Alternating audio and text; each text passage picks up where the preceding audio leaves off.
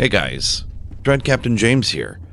I wanted to talk about something that came up today on stream, and it seems as though it's something a lot of people don't really understand, as it's never really made clear in the game, and that's how we can affect the overall map of play in the game and how we can more effectively spend our time taking over the map itself. So, one of the things that you might hear people talking about is supply lines.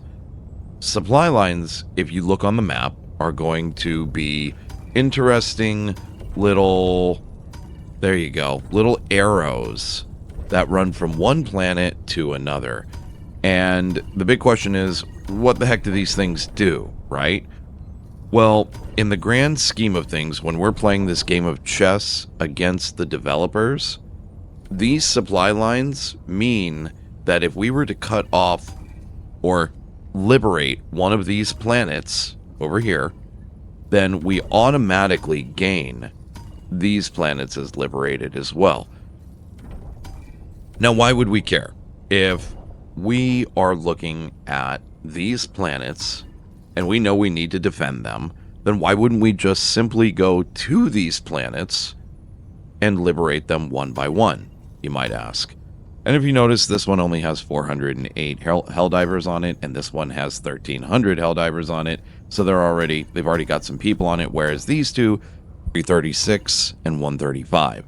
So why would we waste our efforts when we could just go straight to these planets and liberate them? Well, let me show you. I'm going to be using the Helldivers Companion. This is an absolutely wonderful tool, completely free to use, and you should totally go check it out. I'll link it below in the description of the video so that you can get your hands on it. What's really cool is it shows you all the different active planets and how many people are on them currently. As you can see, Matar Bay has almost 30,000 Helldivers on it, and in order of descending importance, essentially, as these kind of pop through. If we open up the galactic map that we can get to from the companion, we're going to see those same two planets here. So these are the same two that we were just looking, Yed Prior and Zephyr, which both have those supply lines running directly to Blistica and Mentoria. I'm going to show you why it makes more sense to go after these two planets than it does these. So, if we're taking a quick look at Blistica, we can see that the automaton forces there are roughly countering with 4% an hour, 4.167% an hour. And we are currently losing that. We're losing it very badly.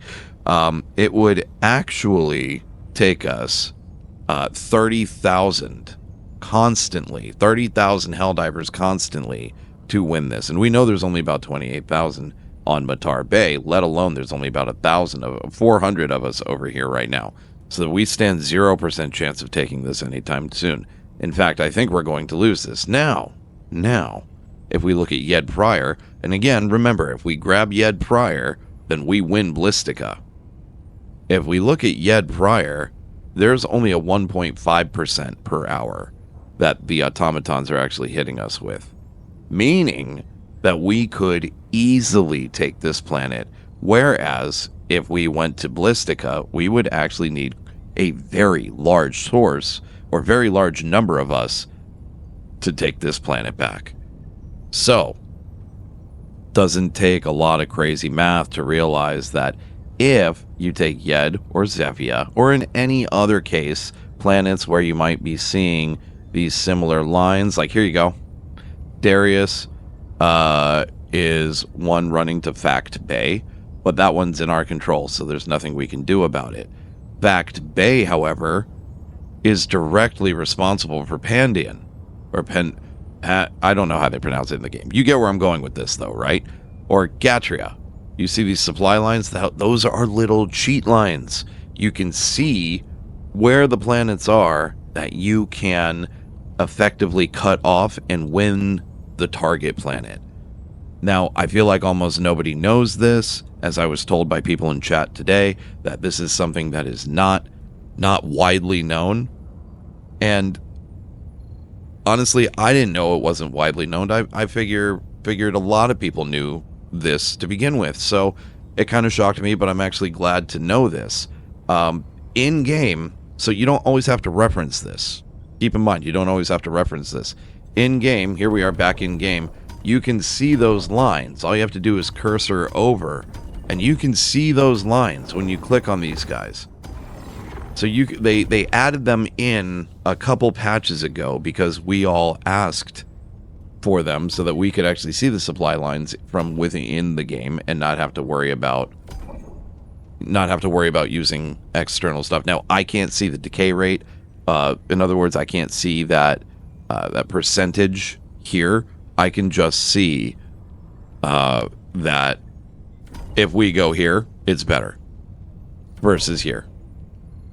Because I know this supply line, I know that a defend is going to have a higher percentage per hour of enemy forces smacking us than I do a planet that's not under defend mode. But that being said, if you wanted to actually see the real numbers, here they are. So 1.5%. I know I'm repeating myself, but 1.5% versus the 4.167%, which we do not stand a chance of winning. Again, over here, 1.5% versus 4.167%, and again would take another 30,000 Helldivers that we just don't have. We simply do not have that.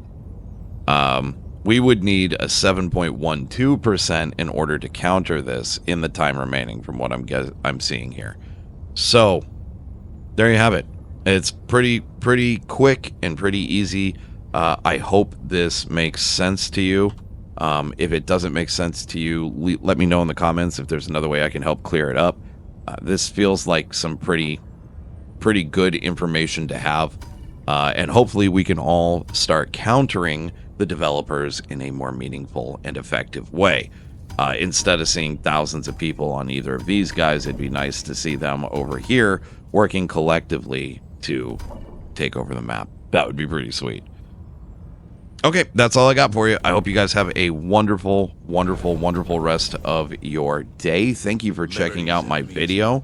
I appreciate it. Leave me any comments or suggestions in the comments. Duh, Dread, you big idiot. And I'd love to dive with you sometime. I dive Monday through Friday, 11:30 to 5 p.m. Eastern time. Should swing by. Check out the stream. I'm live everywhere that you can be live. And I dive with chat, so you should come and join the squad sometime. We have a lot of fun, we do a lot of damage, and we get into a lot of trouble. It's a raucous good time, I promise you. If you haven't yet, a sub and a like on the video would be really, really, really helpful for my channel. I'm trying to get this thing to grow, and that kind of engagement is very helpful. So once again, thank you so much. If I don't see you in chat, thank you. And hopefully I'll get to see you in the next video. Thanks very much, and I'll catch you guys later. Bye-bye.